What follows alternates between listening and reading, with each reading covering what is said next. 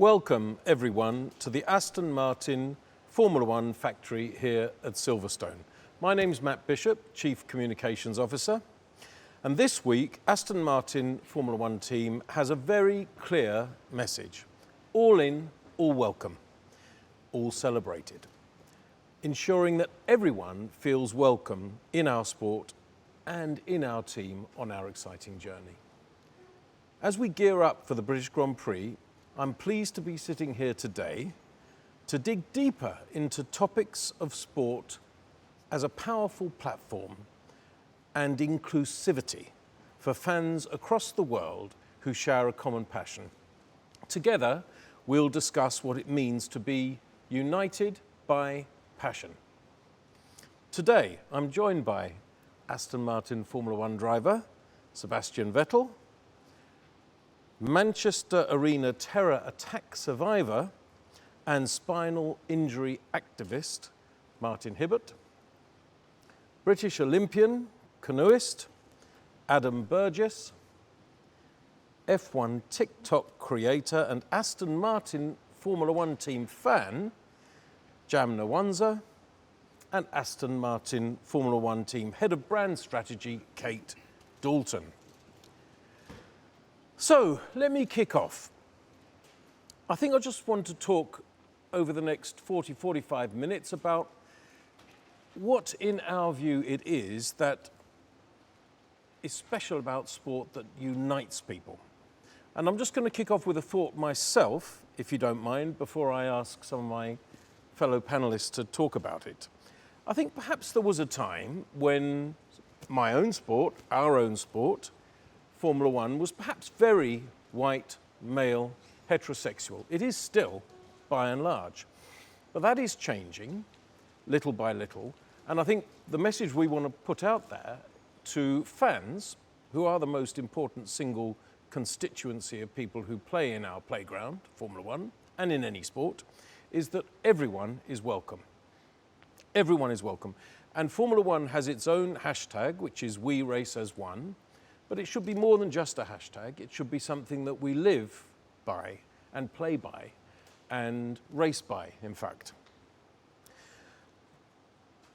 It's particularly important that we're talking about this today because just yesterday, Nelson Piquet Sr., a three-time world champion, made some very inappropriate remarks using some abominable terminology about Lewis Hamilton, who of course races in Formula One today, a seven-time world champion who will be racing at Silverstone this weekend. I think what was encouraging about that, obviously it was very, very distressing that it happened at all, but what was encouraging was that almost everybody just piled on and said, I'm so sorry, that is not acceptable. That is not acceptable at all. And actually, to be fair to Nelson Piquet Sr., he has now issued some degree of an apology. Again, I'm going to invite you to speak in a minute, I promise. I know I could speak for England, but anyway, I will invite you to contribute in a second.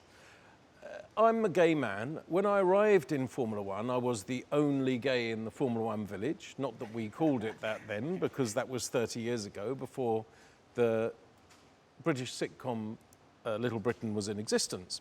But anyway, I'm not that now. There are more of us, but there's still very few. And no drivers. There are 20 Formula One drivers. They all identify and present themselves as heterosexual, so I assume they are. There have only ever been 3 LGBTQ plus people in the whole history of the sport, 72 years. Strangely, 1 gay man, 1 bisexual man, 1 lesbian. But I think that the time is coming where if a gay man were to approach the sport, and perhaps he might be in Formula 4 now, Formula 3, Formula 2, work his way through, and I'm talking hypothetically, I'm not referring to an individual person, I think the sport is ready to embrace him now. Anyway, I'm going to kick off with you, Seb, if I may. So there have been various positive team initiatives up and down the grid and across the sport of the We Race as One nature, as I've been describing. But yeah, in truth, Formula One is still largely a white, male, heterosexual sport. Yet our fans are global and from diverse backgrounds. How important is it that the sport progresses more to embrace and reflect that developing fan base? Well, I think it is very important. I think I don't know, I think the way I grew up, I was never confronted with any forms of racism. Obviously, I'm white, and but I think the key here is that my parents never made a difference between us and other people. Now, when we traveled around Europe, mostly when I was karting, and met different people, it didn't matter how they looked like, what they like or don't, who they love, and what they like or what they don't like. It mattered whether they are kind, whether they're good people, and that's the sort of way I grew up. And I think with that comes a sort of, I think one is natural and the other one is sort of nurtured, empathy, and just to imagine that people are in our world today, and it's 2022, it's not 1222. People are still suffering with comments like we've seen in the recent days. It's horrible to see that this is still in existence, and therefore it's even more important that we talk about these things and we address them, and we open our arms to welcome anybody who is willing to join. I mean, the way I sort of got to know Formula One, it was all about how quick your car is, how quick you can go inside a car. It was all about talent in the end of the day, and that's how it should be. No matter where you come from, how you look like, and who you might fall in love with in your life, it's irrelevant. It's what matters is, are you good to do the job, or are you not good enough to do the job? That should be the first and most important thing. So I think it is nice to see that it is opening up. I mean, I've been around now for also quite a little bit, and it is changing. And what is changing is that people are happy and happier to talk about it, and then more people are talking about it, and that's helping, I think, inside Formula One to open up. But then again, Formula One is just one of many sports, and sports can be so big and reach so many people. That's where I feel it's important that we do use, I don't want to say power, but sort of our responsibility to reach out and to just say, look, it's okay, and we are sorry for stuff that is still going on, and we feel for these communities, these people. In the end of the day, it's people, we decide actively to go down a different route. Like you said, the standards we live by, I think that's the key. How we respond to all of the people and communities, and how we, how much respect we're showing. I think that's ultimately the key. So things are changing, and like I said, it's opening up, and that's, I think, is a very good thing. I think you're right. I think things are changing and they are opening up, and well said there, Seb. If I may turn to you, Martin, because we talk quite a bit about race, end racism, etc. in Formula One, and we have talked about LGBTQ plus inclusivity, and so on and so forth. But I'm going to direct this question at you, if you don't mind.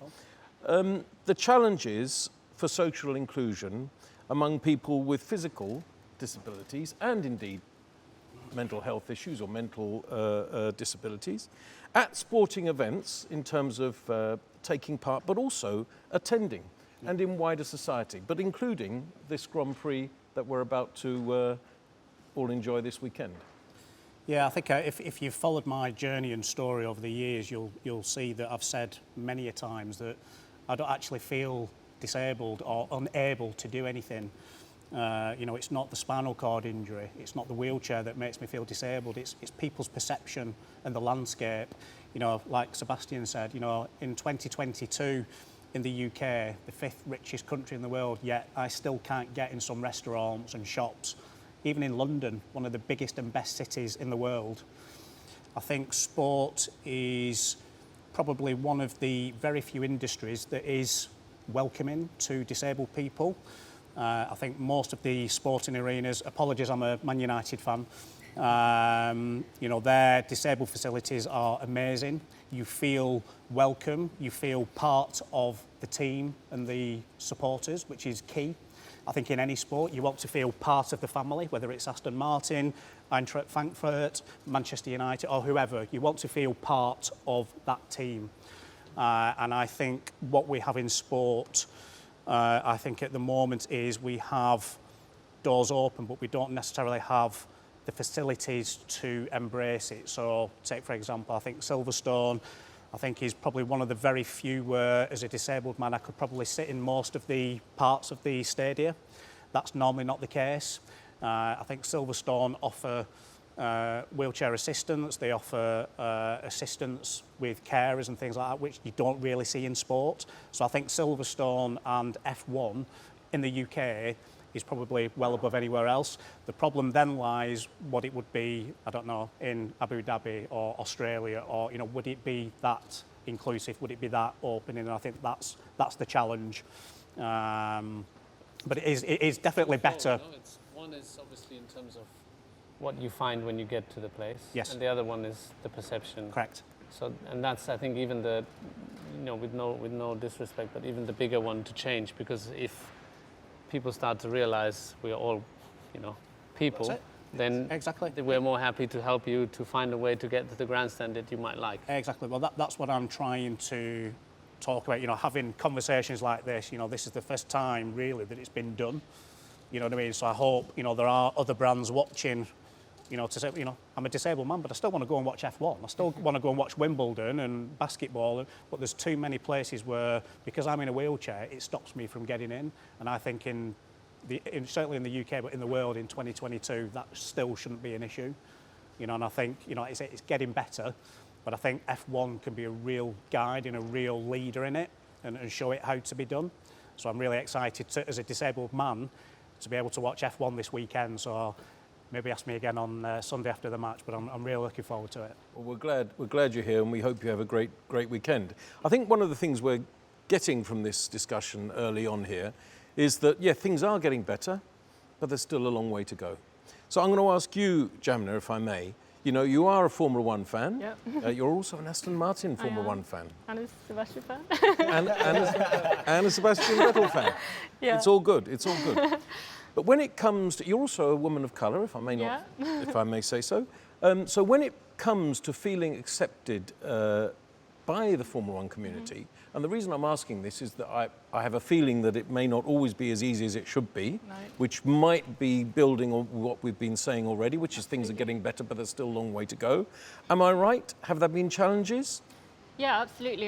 You know, like you said, I've been a Formula One fan for pretty much my whole life because of my dad, but I only really started TikTok in February, and some of the comments, you know, it was a welcoming community, but some of the comments, because I was new to TikTok, people thought I came from Drive to Survive, and Drive to Survive has brought in so many fans, and I think that's great. I don't think there's anything bad about it, but the amount of comments saying you must be a DTS fan, I don't understand that. I don't know what that means really. Does that mean that I don't know as much, or, you know, I shouldn't be a part, or I shouldn't be involved in knowing about Formula One? And I think the gatekeeping that exists sometimes in communities online is so high from people who have pre-DTS and post-DTS, and it shouldn't be like that. And additionally, I also get comments, you're a woman, what do you know? Or tea emojis, like, are you serious? Like, really, in 2022, you're telling me to go to the kitchen? Like, it's ridiculous. And it makes me sad that it happens. I used to delete comments like that, but then I just thought, well, if someone sees that I have responded to show that I support you, if you want to create TikTok content or any content or just be a fan, I'm here for you. And I think if someone sees that I've done that, then they know that Jamna doesn't find this acceptable, you know, and yeah, we have a community. So it's been difficult at times, but I am strong enough to kind of let it slide. But I just thought for other women of colour as well, we saw what happened with Naomi Schiff as well, and the comments that she got that she wasn't qualified to present. I think it's ridiculous, but I think that's also why we do need people around us and our peers to say, actually, this is not right, and she is qualified and she's earned her space. And I don't have a big following like her, but I feel like something that you said at the beginning, or Sebastian said about power, if my sphere of influence is probably 3,000 people, if that just impacts one person, that's good enough for me. On the flip side, there are so many positives. The communities that I've built and the people that I talk to are, like you said at the beginning, from around the world. So it's truly global. The people I speak to from Greece, South Africa, Australia, New Zealand, US, it's given me opportunities like this that I probably wouldn't have had because of the support. So it goes both ways, I think, yeah. I think that's an interesting subject you raised, was the Naomi Schiff issue, because a little bit like, just a little bit like, what happened with Nelson Piquet Sr. and Lewis Hamilton. But yet again, you know, the community, if we can say there's a Formula One community or a global community in Formula One, leapt to her defence, by and large. Not universally, but by and large leapt to her defence. And by the way, one of the leapers to her defence was Lewis Hamilton, of course. Yeah, absolutely. Yeah. Can I go to you now, Adam? You've achieved great things in your sport, and with a growing platform like yours, as a British Olympian, you know, do you feel a responsibility to share in a discourse like this? And what can you add? And what would your reaction to be what you've heard already so far? Yeah, I mean, I think it goes with the territory now. You excel at anything, whether that's sport or whatever it is, you're instantly a role model to some people, young kids, fans, supporters. You know, a lot of us in elite sport in Britain, we rely on public funding, private sponsorship to be able to pursue our own dreams, which, you know, I've had times in the past where I've thought a bit too much about that and thought, you know, how is this fair? It's just my ambition, and you know, how am I allowed to go and pursue it? But you know, I always find it quite humbling when, you know, I go back to visit my old club, or I'm doing a school talk, and it's those moments when you realise the impact that you can have and the influence that we have as athletes. Because when you're so engrossed in your own mission, your goals, training hard, whatever it is, it's so easy to kind of be in that bubble and not recognise the influence you have. So, you know, I always think it's important to, you know, go back to your roots and integrate with your community, with followers on social media, and things like that. And yeah, more and more, I think, you know, athletes are becoming a voice for like in various subjects, really. And you know, for me personally now, you know, I'm maturing into my career. I'm hoping I've got another 10 years or so left in me, but you never know. But you know, more than what people are achieving out there, you know, in a success performance point of view, you know, my idols now, you know, I think of people like Tom Daley, Marcus Rashford, what these guys are doing with their platform. You know, that's something that really inspires me. And now, you know, personally, my platform is growing a little bit. It's making me start to think, you know, how am I going to use my platform to hopefully for good effect? Yeah, I think the two sports stars that you just mentioned there, Marcus Rashford and Tom Daley, you know, absolutely. You know, they have embraced the idea that my platform gives me an opportunity, but also a duty. And you've done this as well. I think I've seen this, I've known you for a long time, and I've seen you make that journey, and Lewis Hamilton as well. It's something that, and I'm glad to hear you saying the same thing, as sports stars, with the platform you have, particularly with social media, it's something that is an opportunity, but also a duty and hopefully a pleasure. And you can really move the needle in a positive way. I'm going to come to you now, Kate, because you're the professional. You're the you're the person who really knows about this stuff, because you're in charge of all our brand development in that sense. And therefore, you have been one of the principal drivers of Aston Martin's all in, all welcome, all celebrated initiative. Why is it so important, you know, from your point of view, as a brand leader within sports rights holder, Why is it so important? And particularly I want you to engage about why it's important for fandom, if I can use that word. That is a word, isn't it? Yes. Fandom today. Good point. And how much responsibility do teams, we've talked about individuals, but how much responsibility do teams have to promote sport as a platform for all, if I can put it that way? Well, I don't think there's any brand or company in the world today that shouldn't be looking to both recognise and reflect society around it. We know this. There is a responsibility. If you have a platform and you're in a commercial industry, you should share a voice in society and you should really be looking outward at people. And that's what, from my perspective in kind of crafting what this brand is about, what the team should be standing for, that's at the heart of it. It's about people and really reflecting the society around us. Formula One teams travel the world. We speak to many people. We have a global platform. There's no reason we shouldn't be making a positive mark everywhere we go. And all in, all welcome, all celebrating this message we're putting out this week. For us, it's everything to do with what we stand for as a team. We are fan first and foremost. I'm quite new to this sport. I'm about 2 years in, and new to sport in general. Actually, my background was in fashion and a very different world. And really, when I joined this team and when I've come into sport, I've realised the impact of really what it means to be a fan of something. I liken it a lot to being in a relationship. I think when you're in a relationship, you're committed, you're all in. You go through all the highs and lows, ups and downs, and there might be times you want to walk away because things aren't going so great. And I recognise that. I'm a Man United fan. That definitely has felt true to me recently. But you're committed because you love that sport, and it's maybe even part of your identity. It goes that far.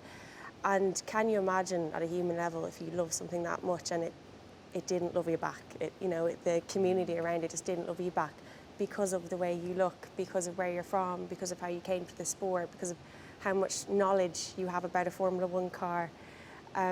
It's sad, and that's a very it's an understatement. It's really sad. And that's why this is so important. This message this week is so important for us. And it should be going forward for, any sporting platform. But in particular F1, I think, I've said I'm quite new to this sport.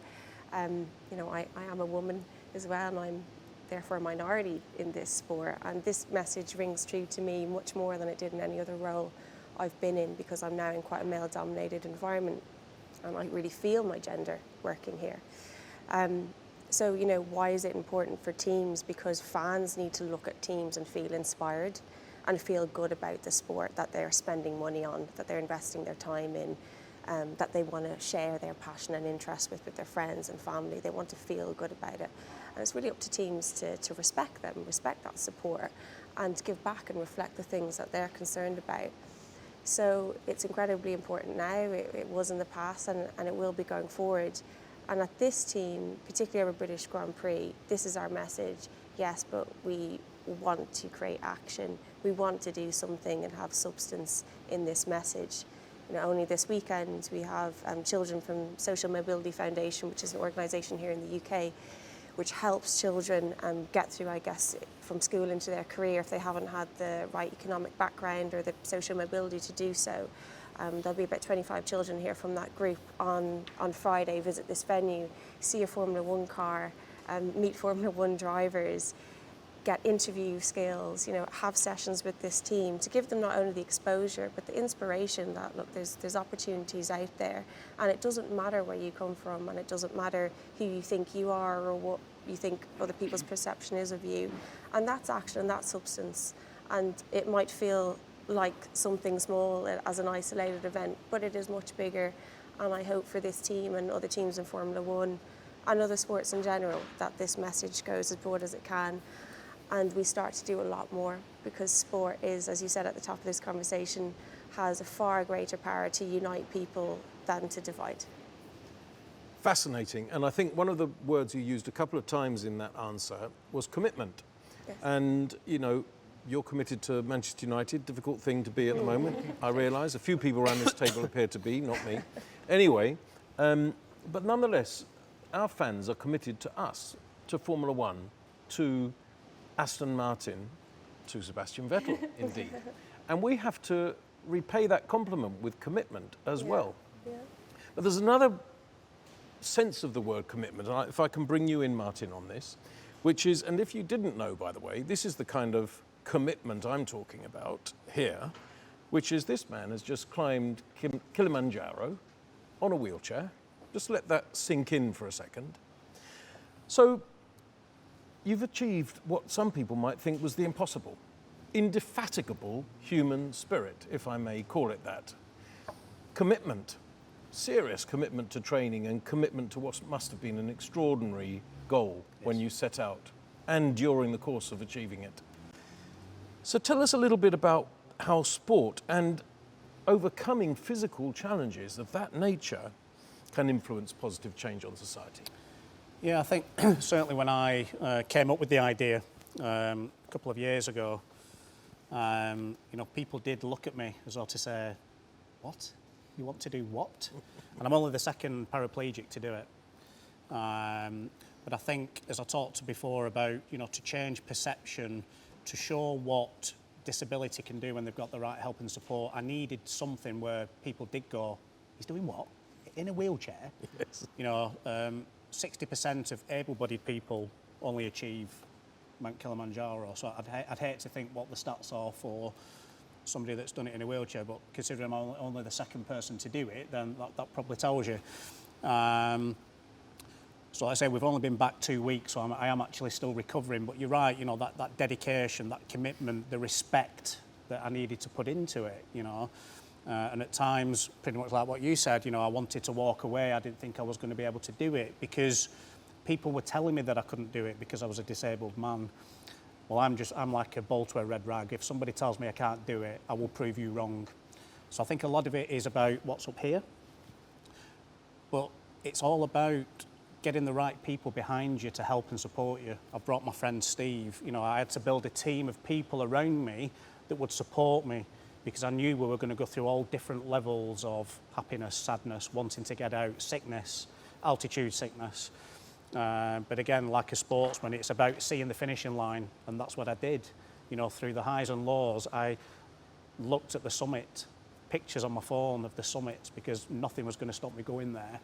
But I think the overall message is that, don't write somebody off just because they're in a wheelchair and say that they can't do something. I can do anything with the right help and support. Yes, I might need physical help. I might need an adaptation like I did with my trike to get up. It wasn't just a normal wheelchair, it was a trike. I needed the help of Sherpas to get me to the top, but we did it. So that message to the world, hopefully, is that with the right help and support, a disabled man can literally do the impossible and climb Mount Kilimanjaro. And that, since I've come back, the revolution that I wanted to start 2 years ago is well and truly started. And like I said before, now that Aston Martin are inviting into things, brands are starting to want to be involved in this project, in this revolution. Hopefully over the next 5-10 years, we can truly, be a whole community. And that's what the Kilimanjaro project was all about. Well, you're an absolute inspiration, my friend. You are. Thank you. And I think the word inspirational is important here. And if I can come to you, Seb, because we're all adults here, but we, looking to the future, the most important people are the children. And I know that you've reached out quite a lot and done quite a lot of initiatives, going to schools. Not very long ago, you went to a boys' prison in London, where people who'd started off their lives with a big mistake, obviously, and had had a really quite significant setback. But you went there and tried to inspire them, to use that word again, inspirational, to reset their compass point and begin to push forward in a positive direction in their life. How important do you think Aston Martin, sport, yourself, all of us here really have as a duty and an opportunity to help children and help the future in that sense? Well, children are our future. I think that's it has always been like this, and it will always be like this. And I think what I sense is we are telling stories in the end. I'm telling a story the way I grew up and what I turned out to be. You are telling a story. You are telling a story. I think we're all telling stories, but it's to change sort of the tone and tell the stories and say that they're cool. This is a very cool story, and it inspires a lot of people. You know, what you mentioned about the path that you took in life and realizing there's actually something else that you can give back other than, you know, stats and records. I feel the same thing. You know, I mean, I'm driving around, I love it, and it's been my life. But it is also a great feeling to sense and get the feedback from fans and people outside that, you know, what you're doing is I think we all need love. Some need more, some need less. But I think it's great to be beloved and great to sense that, you know, people like what you're doing. And that's where, you know, really the responsibility kicks in terms of trying to tell the stories that will impact and change, will make a difference. So that people understand, you know, if they give you a hard time and write some shitty comments, it's not cool to do that. It's just not cool. Like, you know, their heroes, whoever they might be, don't think that's cool. And that story will hopefully help them to realize, oh, it's not cool, then it's not worth doing it. You know, I think I don't know, I'm not that old, but old enough to say that, you know, growing up, some of the things that felt like cool things to say as a child and you didn't understand why, now you do understand, and, you know, realizing, well, they're not cool at all. It's important to, you know, set a different tone so that the next generation can evolve, and the children coming up, you know, they don't do the same mistakes. Let's say I think that's in the end it's called progress. It's not rocket science, but I guess you know, it's important that you realize you have this sort of chance to tell the right stories and sort of redefine, even if it's for one person only. I feel the same thing. If you can redefine what's cool, then you've achieved a lot. You know, I think you know, listening in the story of you climbing up there, pushing your way up, and it's a cool story. And I think you know, it's cool for you because you have so many memories now that will stay with you for the rest of your life. And you know, having the insight of achievements, let's say, in a bigger picture through sports, you know, much more than the trophy that you get handed at the end of a race. It's much more the race itself that you remember. You know, what the journey up there. I mean, you went to the peak, and that's the sort of icing on the cake. Yes. But if you look back now, even it's only two weeks or a little bit more, or then you know, after 2 years or 20 years, it's the journey. It's the I don't want to anymore. It's cold, or it's this, or it's that. It's that what stays with you, and that's really the story that needs to be told and has, you know, so much power, because it's a human story and so much power to impact on the next generation. I don't know if I did answer your question there, no, but I think somewhere around there was the answer to the question. So I just thought I had to contribute to. But he certainly redefined something about what being cool is. Certainly, Thank you. Martin, you certainly Thank have. you. Listen, we've talked a lot about inspiring fans, I suppose, responding to the commitment that they offer in their enthusiasm in sport. But if I can go to you, Adam, and say, what does actually having fans mean to you? I mean, because, you know, if somebody is your fan, if they want Sebastian Vettel to win a motor race, if they are supporting you and clapping you as you're wheeling your trike up Kilimanjaro, or if they realise that 90 seconds in that canoe, you have done something unbelievably special, what does it mean to have that? Does it lift you up? Is it inspirational in return? Yeah, absolutely. It really is. And you know, as a canoe slalom athlete, you know, it's pretty niche. Fans plural might be, you know, there's my mum. But yeah, no, it really does lift you, and it kind of makes you realise that what we're doing isn't just, you know, a selfish ambition. It's, you know, I think people will respect passion. You know, when I hear everyone on this table speak, you know, I'm captivated, and I think it doesn't matter what your field is. Like for me, it's canoe slalom, and I'm incredibly passionate about it. And you know, whilst you know, the majority of people won't understand the rules, but you know, they see the look on my face when I talk about it, and they're like, you know, that guy, he loves something, and if that inspires them to, you know, to figure out what their passion is, then that's amazing as well. And yeah, I mean, you know, I raced in Olympic Games last year with no fans, which was, Because of COVID, you mean? because of COVID, yeah, and it was quite a bizarre experience. Team GB and everyone back home made a real effort to make us feel like we were supported, even though there weren't people there in the grandstand. And like this weekend here, I'm sure you can't wait to race in front of full capacity crowds again. I had a race last weekend, and just the energy you get from it, it's phenomenal. And competitive sport only really exists because people want to watch it. As an athlete, I'm always incredibly grateful for that. Yeah, it's funny because it was sort of a very weird life experiment that would have never gone through to hold a Grand Prix without fans, which we had a lot of them because of the pandemic. It was so weird. You stood on the grid and there was, I don't know, you knew that the race is on, but it was no, there was tension, but nowhere near the level of tension when you have people around and then this is the race, because then it becomes real. When, I don't know if you felt the same thing. It felt like practice, Yeah. and practice is not competition. Like I don't know if you could, maybe some, but I don't know if all the athletes in the world could be so passionate about practice. The competition is what the practice is for in a way. So it's Gives you that extra little bit, doesn't it? When it means something. Yeah, 100%. And then to have the proof with the people, and then to have that experience where there was nobody on the grandstand, that was, that was very strange. I'm interested to hear a little bit more about that because, you put your helmet on, you've got your earplugs in, the engine's making noise, you're all on your own in the car. It's not like a footballer that can hear the crowd in quite the same way. Tell us how they managed to get through to you.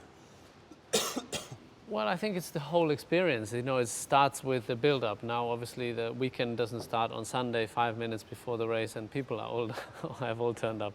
It's the whole build-up. You start on a Thursday, there's no driving. Then you have the practice sessions, people are there already. And then, you have fans around the track. You come, you leave. So you realize, it makes you all realize, like small things, but in like one at a time, but then all added up together. It's a big event, and that's what makes it big. We're sitting in a tent right outside our factory that normally isn't there. So because we're hosting a lot of guests and people around the weekend, and like I said, it was I just thought about it, and watching also the Olympic Games, it was strange, and very much I can sympathize with. It's the passion that is contagious. I can speak to a person that, I don't know, his passion is glasses. I don't know how to make a glass. And that can be fascinating. If the person is passionate about what he or she is doing, you sort of dive into this world and you forget, there's the sensation of forgetting about time and space, and you're just with him or with her, and you soak it all up. And that's the sort of experience, I think, if I go to a football game, everybody's happy, everybody's excited, and there's a passion for the game. Now, of course, your team can win or it can lose, sometimes more, sometimes less.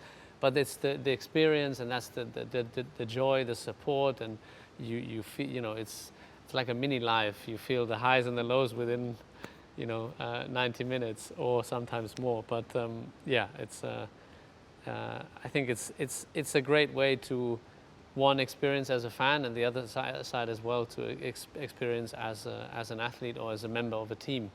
It's not just us drivers this weekend; it's the whole team, in fact, and the mechanics, the engineers. It's a special feeling for all of us. So that's where it is so important to have that exchange. We get so much from it, and that's why it's important to give as much as the fans give a lot, but they also get. So it's a two-way street. So.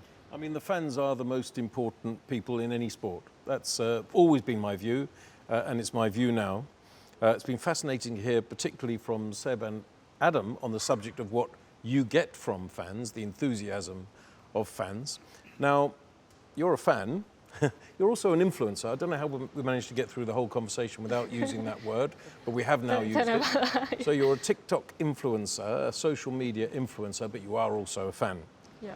Tell me about, I know we've talked about your experience of being a fan, but talk a little bit about that journey around being a fan, being an influencer, and how those things intertwine, and how, as a fan, you can actually take a positive message about all the themes we've been talking about, how to improve life. Yeah, absolutely. I think, like with many people, the passion for Formula One can start at such a young age, like it did with me. My first memory was when I was 7 years old of Michael Schumacher British Grand Prix. So, and then from there it's kind of grown and just ended up me thinking, let me see what TikTok's about, and started creating content, F1 news, F1 updates, silly videos.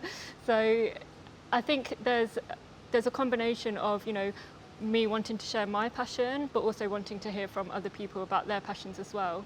And I think it's important to, on my channel anyway, if I'm a fan of a certain driver, to be respectful of fans of another driver as well. And I think there's a lot of, well, you're a fan of this driver, it must mean you're like this, or your personality might be a certain way.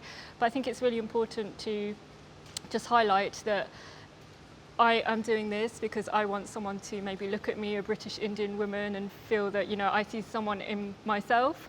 And I feel like that in my professional work as well. You know, if you see senior management or people here on the board, you want to see people that look like you. And that's why I kind of wanted to start that channel, to see someone, to have me, or to have people look at me and think, you know, I can do that too, don't be afraid. And I think that's why with Aston Martin as well, highlighting different people, what you do with the I Am Creativity as well, which is where I showed my Aston Martin eyeshadow look, where people do their kind of drawings and stuff. It's that community of, I've seen someone else's content, now I want to go and find more out about them. So it's been an interesting journey. The positives far outweigh the negatives. It's been fun as well to just be a part of something where, when I first started watching Formula One, we would never have seen something like this, and the kind of inclusion of so many people, it was never like that when I was kind of growing up. I think, you know, the summarising phrase for that, which is often used, is if you can see it, you can be it. Yeah, absolutely. And you mentioned Tom Daley. Obviously, he's an LGBTQ plus individual, a gay man. And when he won his Olympic medal, diving medal last year, he said, well, you know, when I first embarked on this, I never thought I'd be here. I'd never thought I'd win an Olympic medal because I knew there was something different about me that would always prevent me. But now I am proud to be an Olympic gold medalist and a gay man, and I hope that somebody watching it will be inspired by that. So I think that is something that we can all do.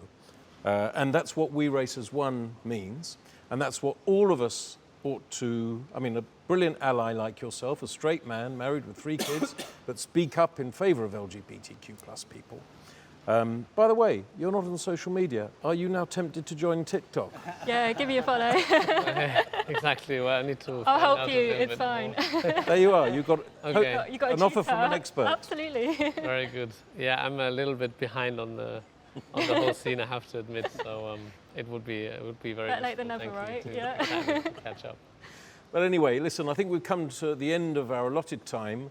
I've found it fascinating and an absolute privilege to be sitting here and asking you all the questions. So thank you all. And I hope people watching have taken something from it. And all we can say is sport exists to entertain, but also to unite, and actually to be a force for good in the world. Thank you.